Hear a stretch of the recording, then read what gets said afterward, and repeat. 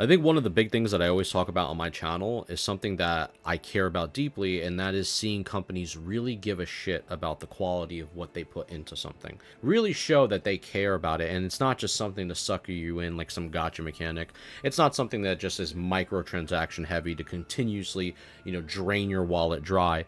But it's really there to invest in your quality and your time and to cultivate a group of other people to gain memories and have tons of moments to create a broader audience for their company. And I think that's a really beautiful thing. And the one thing that I've noticed, at least from Blizzard back then versus the contrast of today Blizzard, is that they often are synonymous with heavy monetization controversies.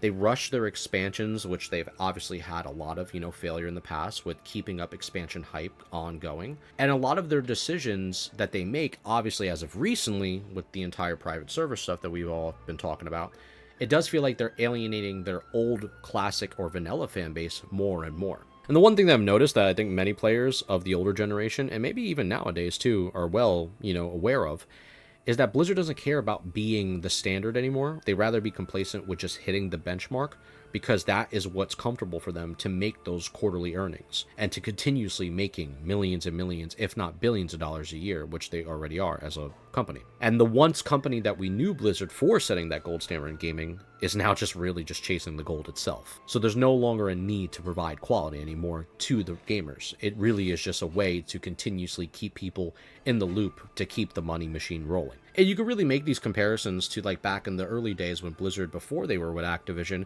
really provided you quality over quantity. It really showed you what it was like to step in the world of a developer's mind and have that showcase to literally millions of people around the world and give you something that was made from passion, that was made from the backbones of, men that really cared about what they provided to players that were just like them because they were players themselves. And then you look at the vice versa of that, where the game starts to eventually lead into a heavily live service model of microtransactions, failed expansions, half-finished systems such as Azerite Armor and BFA, or Borrowed Power and Shadowlands.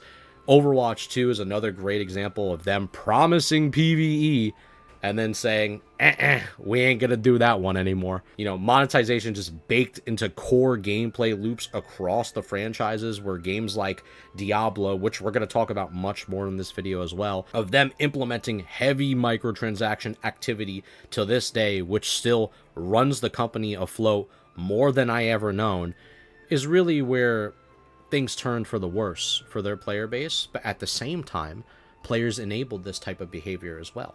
And it's kind of crazy when you think about these things, is that this is how quality and the consumers' trust are sacrificed for predictable revenue streams, which is something that Blizzard wanted to enable this entire time. It was their ultimate goal, to make sure they have an endless loop of people being fed and people accepting what they give them. And you can really see here how Blizzard starts to really implement a division within their entire player base. Some would say the great divide of how Blizzard sees their consumers and how the consumers see Blizzard, and how also the consumer sees other consumers, because that's what happens nowadays, where now there are so many half-baked products with a lot of things that players don't like, but a lot of things that players do like, where Activision creates their relevancy by staying within the drama of continuously having systems that go against its core philosophies to create some type of trust and distrust to continue remain their name relevant to this day, which keeps Activision in the merge and the loop of everything that we've always seen within the gaming industry.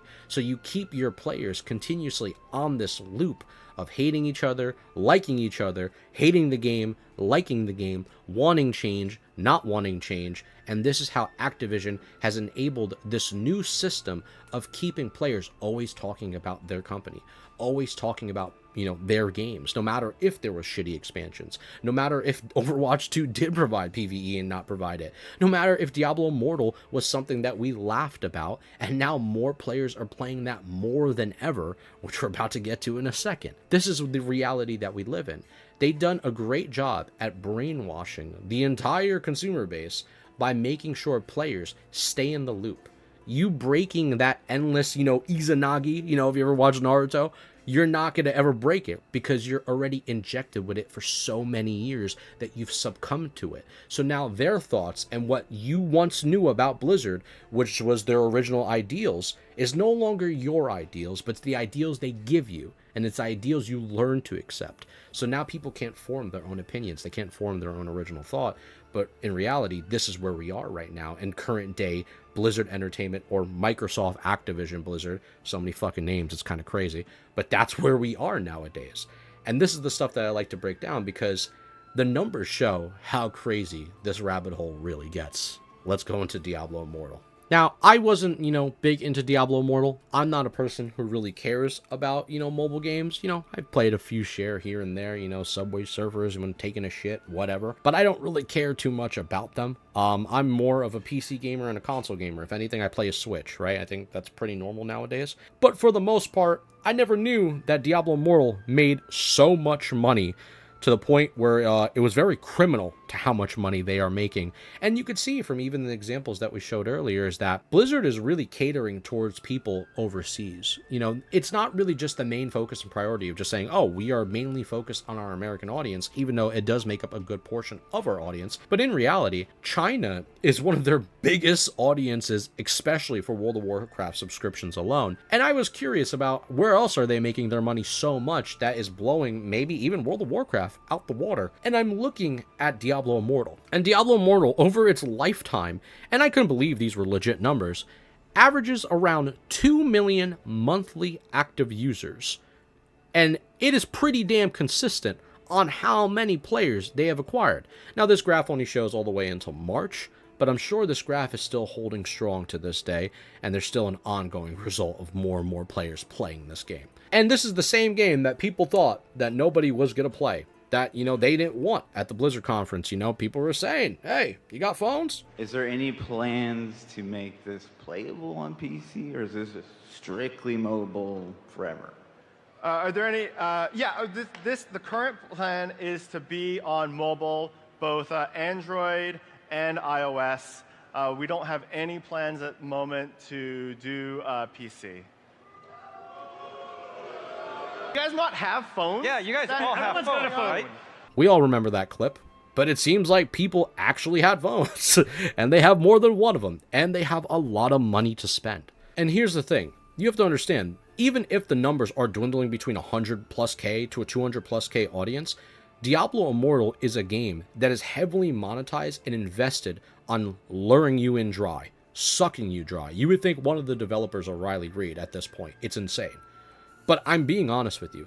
This game is so predatory on its microtransactions that I cannot believe that this is not talked about more, and how crooked this company really is when it comes to really breaking down a person's wallet in order for you to invest yourself into a game that once never had this shit, by the way. And I want to showcase this as well because this is an important piece of information that was last updated this month as of September 4th. But in total, Google Player statistics, over 10 plus million downloads have been downloaded for Diablo Immortal. On Apple Store statistics, 34.1 million downloads have occurred. And they claim that 900 to 1.5 million players are playing on their Google Play Store, and Apple Store is playing around 2.4 to 4.1 million players on their phone store. But here's the thing. This is not even considering PC statistics, since players are playing it now on PC as well. And even with everything that we just discussed and all the numbers and the metrics, what does this add up to where I'm basically getting at? The old Blizzard, mantra was basically gameplay first back in the day. And that was what the standard was, right? The standard and the norm of things changed over time. And you can look at, the past of the history of how many different companies changed their unique ways of monetizing and making money, and including microtransactions. So the companies had to evolve, they had to adapt to this, but when they evolved and when they adapted to what the current systems, the current norm is nowadays, with heavy battle passes, monetization up the wazoo, especially if you even look at WoW, like WoW tokens, you're purchasing all these mounts, right? You're getting invested into purchasing more expansions and continuously staying in the cycle.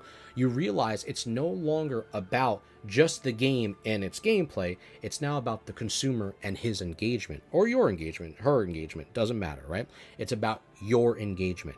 It no longer matters if the gameplay is the 10 out of 10 experience, because the gameplay, of course, is going to resemble what it once was, with adding little, nicks and crannies around it.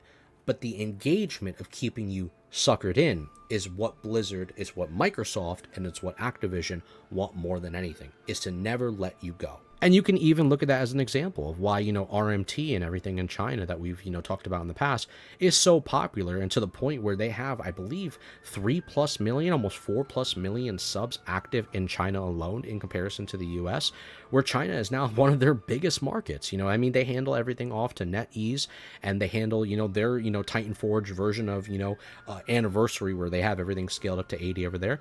But for them, China is a massive market, and they would never want to lose that. And it's a reason why, even when we talk about like terms of service and why, Blizzard even goes against their own TOS, well, at the same time, they don't care if they go against their own TOS, is because they made the damn fucking thing. They're the creators of it. So of course they can break their own rules while banning other people if they wanted to. But at the same time, you really think they're going to attack and want to, remove all those, profits from subscriptions? That would not please Activision. That would not please Microsoft. And I think we're all well aware of that, is that they want to keep their money afloat.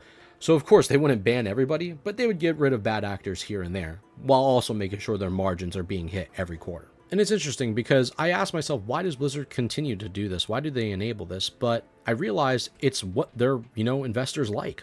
It's what they're happy about. And, seeing people be stable in a community is not as important as seeing profits be stable. And that's what, Microsoft and Activision are all about nowadays. If they could capture more newer audiences, that would be awesome for them. I'm sure they have researchers trying to attract new audiences as we speak, new lanes of revenue, to find something that is more net profit for them. With people that are willing to accept microtransactions, keep people in the endless loop, no matter if the core fan backlash is loud, it doesn't outweigh the revenue. And for them, that's what it'll always be about. They have a continuous business model that captures whales, it stabilizes monthly spending, and they provide drip feed updates, and this is how they do it. This is how they work. And it's completely understandable because they are no longer the Blizzard we once knew. And I understand this more than ever because I was an Activision, player with Call of Duty before even Blizzard. And I understand what it was like there, and I know what it's like then, especially in COD's a complete shit show now. And then I see where Blizzard is, and it's the same way that Activision has been thinking for years.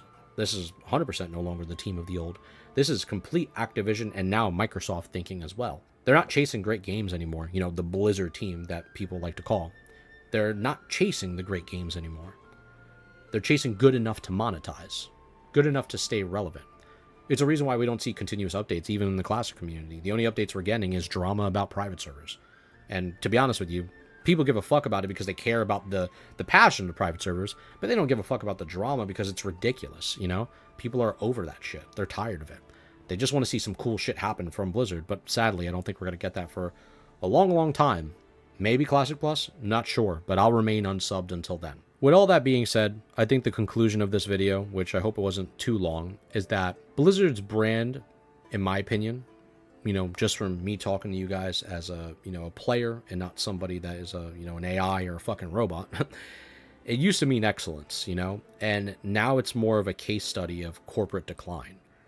And I think they could pivot, personally, if they were to put passion back at the center, balance their monetization with the respect for their players, for sure, something in the future may work for them, whether it's a Classic Plus or a new IP. But until profit takes a back seat to, the players being the main priority, the Blizzard of old will never come back. It will always remain an ancient relic in time. And I really truthfully believe that, in my opinion, and this is just to end this off, Blizzard didn't just lose its way. It lost what made the players believe in it. And I think that's the final conclusion to this video. But if you liked everything, what I said, if you agreed with it, if you understand what I was coming from, and you have some thoughts and comments below, leave it there. Much love to you, amigos. I really hope that you enjoyed this one. Sorry for any of background noise. I live near a fucking airport, and then the clicking and all this shit. My bad. I'm gonna get packed up, but I'll be live on stream later tonight. And now there's a train going off. Unbelievable. I'm sorry, chat. Much love to you. I look all raggedy looking today. I went for a walk. I was sweating. The train's going off. That's it. I'm chugging this right in my ass. Peace, bitch.